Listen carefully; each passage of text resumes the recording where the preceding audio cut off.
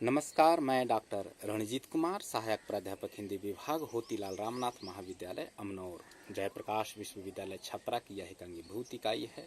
प्यारे विद्यार्थियों, आज मैं अपने व्याख्यान माला की 7वीं कड़ी में हिंदी के सुप्रसिद्ध कथाकार, उपन्यासकार एवं नाटककार मोहन राकेश का बहुचर्चित नाटक लहरों का राजहंस लेकर प्रस्तुत हूँ। प्यारे विद्यार्थियों, 8 जनवरी 1925 ईस्वी में अमृतसर में जन्मे मोहन राकेश का देहावसान 3 जनवरी 1972 में दिल्ली में होता है। आधुनिक हिंदी साहित्य में खासकर 3 विधा कहानी, उपन्यास एवं नाटक में मोहन राकेश का नाम आदर के साथ लिया जाता है। एक नाटककार के रूप में इन्होंने आषाढ़ का एक दिन, लहरों का राजहंस, आधे अधूरे और अंडे के छिलके हिंदी साहित्य में उपहार स्वरूप प्रदान करते हैं। वहीं एक कहानीकार के तौर पर इन्होंने क्वार्टर एवं अन्य कहानियाँ, पहचान एवं अन्य कहानियाँ, बारिश एवं अन्य कहानियाँ, जिनमें खासकर मलबे का मालिक, जानवर और जानवर, जख्म जैसी इनकी कुछ कहानियाँ हैं जो बहुत ही उच्च कोटि की कहानी मानी जाती है। एक उपन्यासकार के रूप में इन्होंने अंधेरे बंद कमरे में के द्वारा हिंदी साहित्य में औपन्यासिक जो विधा है उसे एक नया स्वरूप दिया। इसके अतिरिक्त अंतराल और न आने वाला कल जैसे कालजयी उपन्यास का इन्होंने लेखन किया। मोहन राकेश यात्रा वृत्तांत के तौर पे भी नाम इनका स्मरण किया जाता है और इनकी डायरी लेखन भी बहुत ही उच्च कोटि की डायरी लेखन मानी जाती है। खैर, चूँकि यहाँ लहरों का राजहंस की परिचर्चा अभीष्ट है, अतः लहरों के राजहंस पर ही हम लोग यहाँ पे परिचर्चा प्रस्तुत करेंगे। आषाढ़ का एक दिन, जिसमें इन्होंने कालिदास जो एक कवि और कालिदास जो एक प्रेमिका हैं, उन्हें आधुनिक मानव के भावबोध जो हैं, जो विभिन्न प्रकार की जो द्वंद्वात्मक जो युगीन बोध है जो होते हैं मानव जीवन में, उसे इन्होंने दिखाने की कोशिश की है। और एक कवि और एक प्रेमिका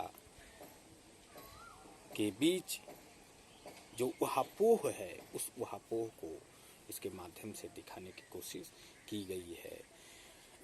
उसी तरह से जैसे नागार्जुन ने अपने कविता कालिदास सच बतलाना, इंदुमती के मृत्यु शोक पे तुम रोए या अजरोया, तो इन्होंने भी इस नाटक के माध्यम से कालिदास के समक्ष वही प्रश्न खड़ा किए हैं कि वो अज का रोना या यक्ष का रोना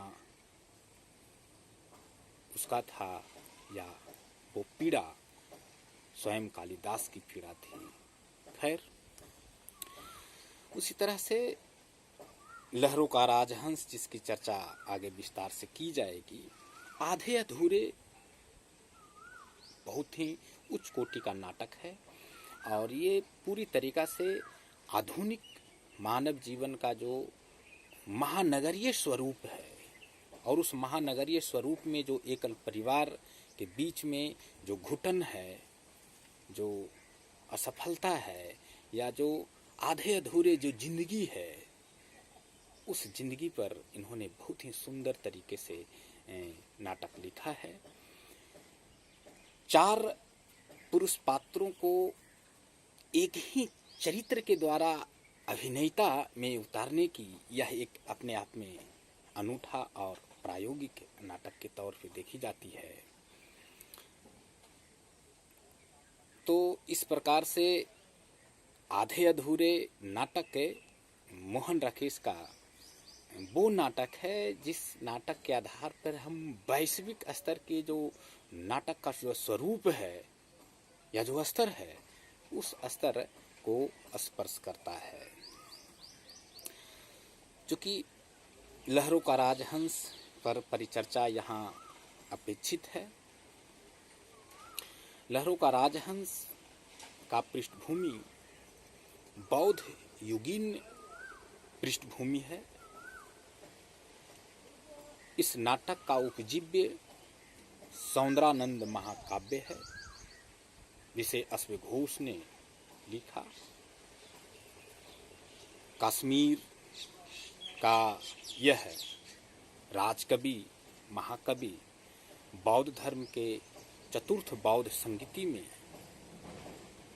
उप अध्यक्ष के रूप में कार्यरत हैं।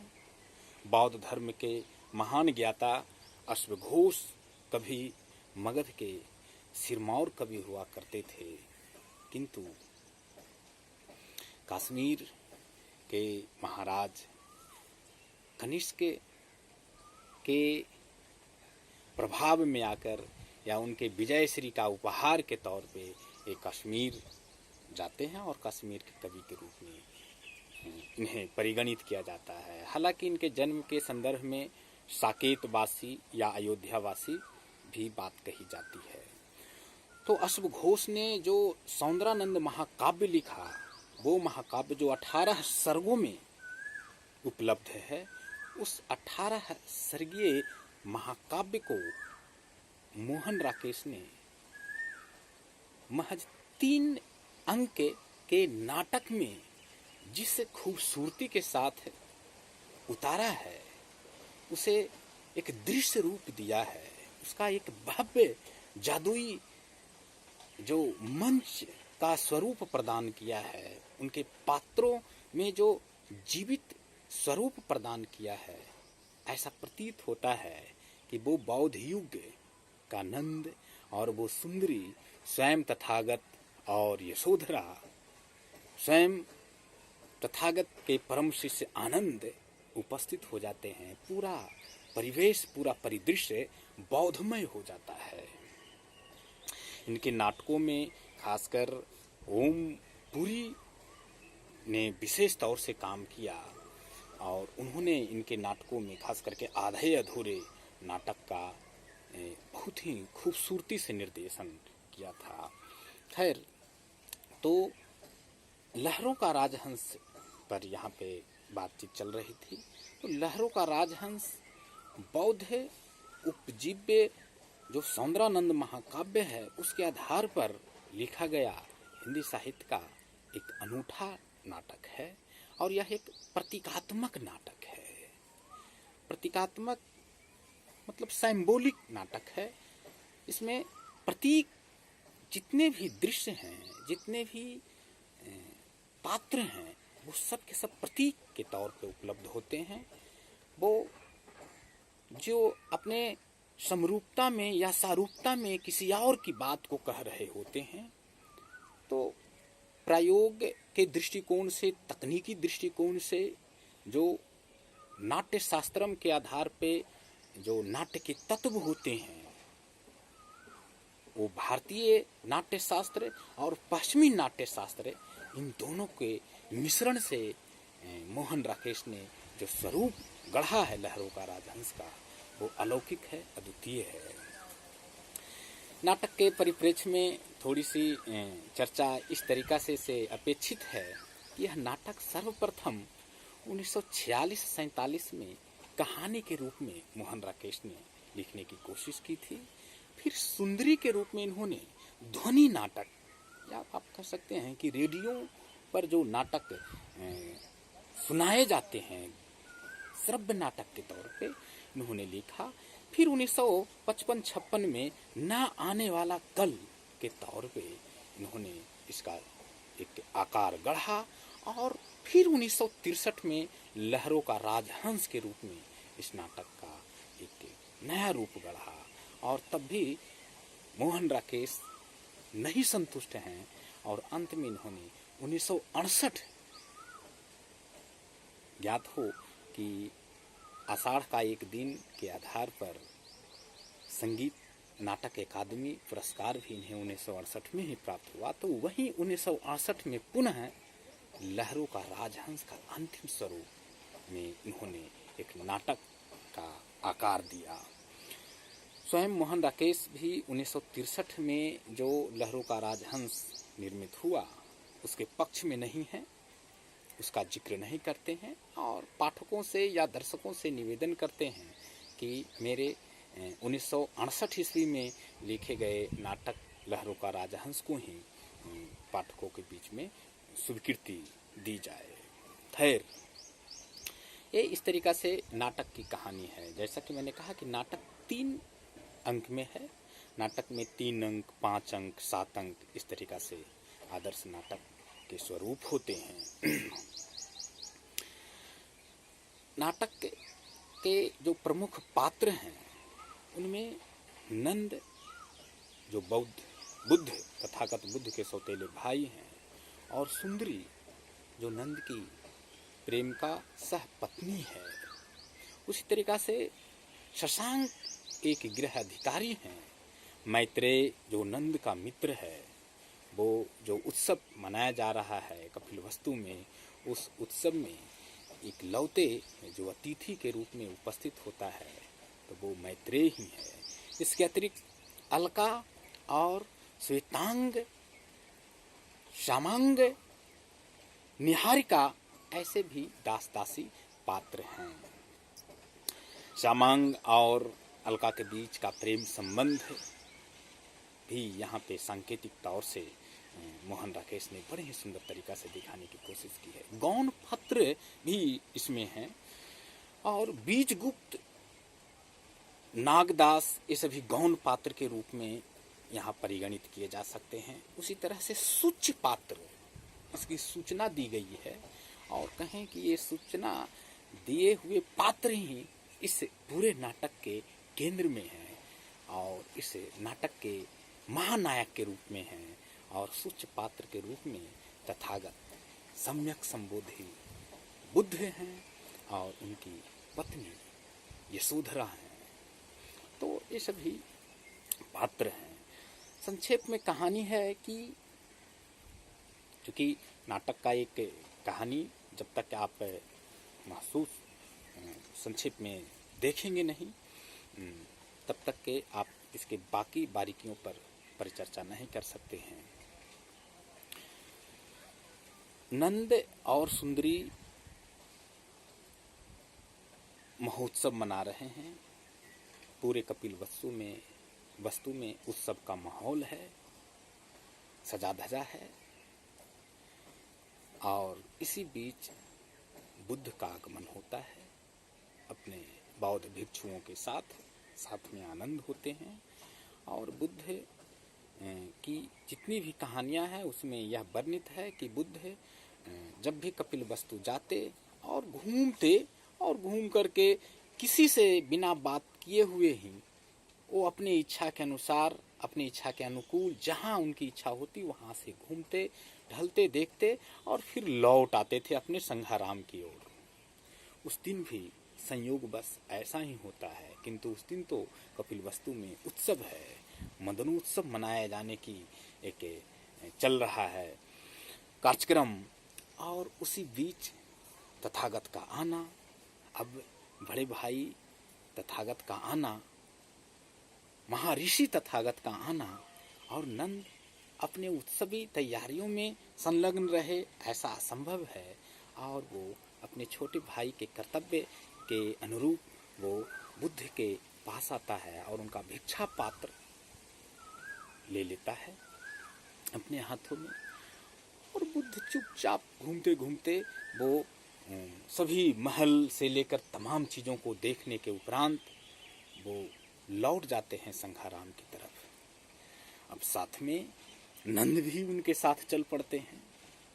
आनंद एवं अन्य बौद्ध भिक्षु भी साथ में होते हैं। उधर बुद्ध को ऐसा लगता है कि कहीं नंद बौद्ध धर्म में दीक्षित तो नहीं होना चाहता है। यहाँ नंद को लगता है कि जब तक भैया अनुमति न दें तब तक मैं इन्हें पात्र कैसे सौंपूं।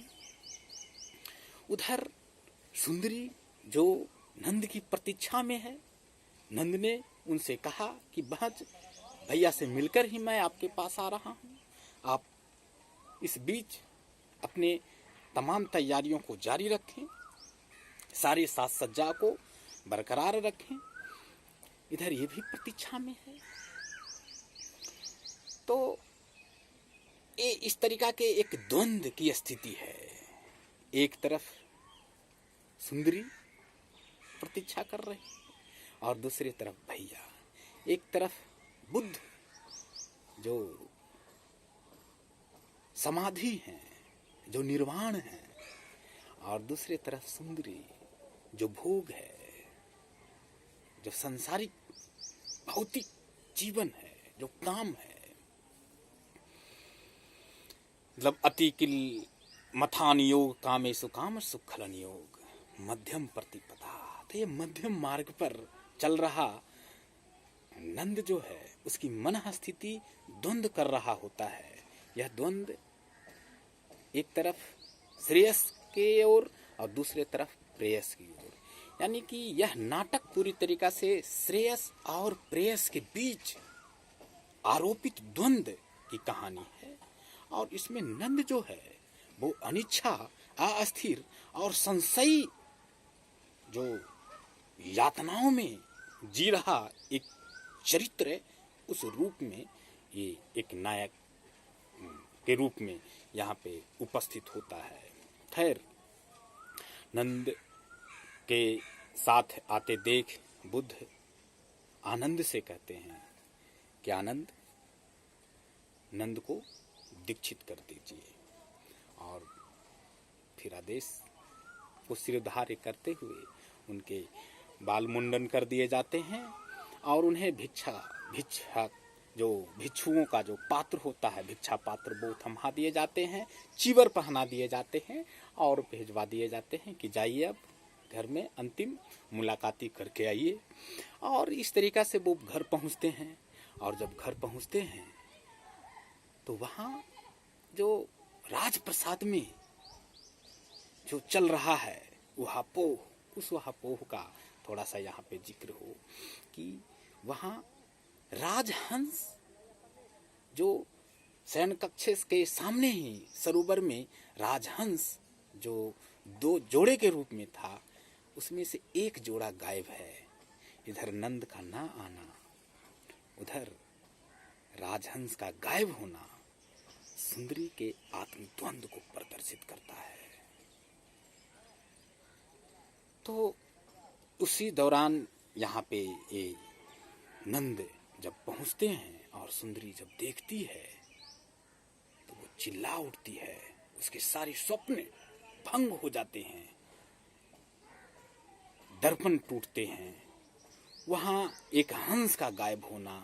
इस दौरान बुद्ध के संघाराम से लेकर कपिलवस्तु के राजप्रसाद की यात्रा के दौरान जो नंद के मन में जो कई प्रकार की जो द्वंद्वात्मक स्थितियां हैं, जो खुद से वो जो संघर्ष कर रहा है, उस संघर्ष का बड़ा ही सुंदर तरीका से चित्रण हुआ है। उसके साथ ही अलका और श्यामांग के बीच में जो संवाद है, उस संवाद का भी बड़ा ही सुंदर तरीका से चित्रण हुआ है। तो इस तरीका से कई जो कथानक हैं इसमें, वो बड़ा ही महत्वपूर्ण है। जैसे मैं ऐसा टूटा हुआ नक्षत्र हूँ जिसका कोई अस्तित्व नहीं है, ये बहुत ही उच्च कोटि का एक संवाद इसमें प्रयुक्त हुआ है। उसी तरीका से कौन है वह दूसरा व्यक्ति जिसे मैंने रोक रखा है, नंद का यह कथन कहीं न कहीं आत्म संलाप है, खुद से बात करने की एक जो आधुनिक भावबोध में इस तरीका से जो चीजें होती है उसे दिखाने की कोशिश हुई है। उसी तरीका से सुंदरी का यशोधरा के ऊपर आक्षेप परीक्षाओं में अक्सर प्रश्न के तौर पे पूछे जाते हैं कि नारी का अपकर्षण पुरुष को पुरुष बनाता है, नहीं तो उसका अपकर्षण उसे महात्मा बुद्ध बना देता है। सुंदरी अलका से कहती है, लेकिन उद्देश्य यशोधरा हैं। और यशोधरा पर एक तरीका से यह तंज है, जेठानी के ऊपर छोटी बहू का तंज है। तो इस तरीका से पूरा जो नाटक है वो नाटक, जैसा कि मैंने कहा कि प्रतीकात्मक नाटक है ये है। जैसे राजहंस का जो है वो प्रतीक है नंद का और सुंदरी का। एक हंस वहां से गायब होना मतलब सुंदरी का होना और नंद का गायब हो जाना, क्योंकि हंसनी वहां पे है और हंस गायब है। उसी तरीका से जो वो लहरें हैं वो परिस्थितियों का प्रतीक है। उसी तरीका से जो सरोवर है वो सांसारिकता का प्रतीक है, और उसपे जो लहरें हैं वो परिस्थितियाँ, हलचल या अंतर्द्वंद का प्रतीक है। वो जो सरोवर है, सरोवर के जो दो कुल हैं वो एक स्त्री का है और एक पुरुष का है। उसी तरह से उसमें और भी कई प्रतीक हैं, जैसे बाघ है एक जिससे नंद लड़ता है, ऐसा वहाँ स्वप्न में दिखाया जाता है कि मानो वो बाघ से लड़ जाता है।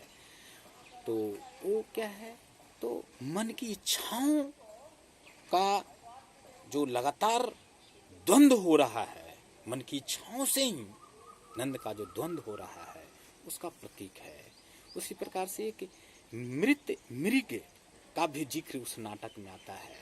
वो मृत मृग वो जो है इच्छाओं का जो पराजय है उसका एक प्रतीक है। उसी प्रकार से दर्पण का टूटना भी नंद के मन का टूटना या सुंदरी के अहंकार के टूटने का प्रतीक है। उसी तरीका से मत्स्याकार आसन जो है वो भोग का प्रतीक है। उसी प्रकार से झूला जो है वो अस्थिर मन का प्रतीक है। तो पूरे जो कहानी है वो एक तरीका से प्रतीकात्मक तौर से लिखी गई है, और ये उच्च कोटि का नाटक हिंदी साहित्य में परिगणित है। हिंदी साहित्य अगर विश्व नाटक साहित्य के साथ अपने सामंजस्य को स्थापित करता है तो ये कुछ ही चुनिंदा नाटक हैं जो मोहन राकेश के नाटक हैं। लहरों का राजहंस, आधे अधूरे और आषाढ़ का दिन, ये तीन ऐसे नाटक हैं जिसे हम विश्व नाटक साहित्य में हिंदी के प्रतिनिधि नाटक के रूप में परिगणित करते हैं। इन्हीं बातों के साथ मैं अपनी वाणी को विराम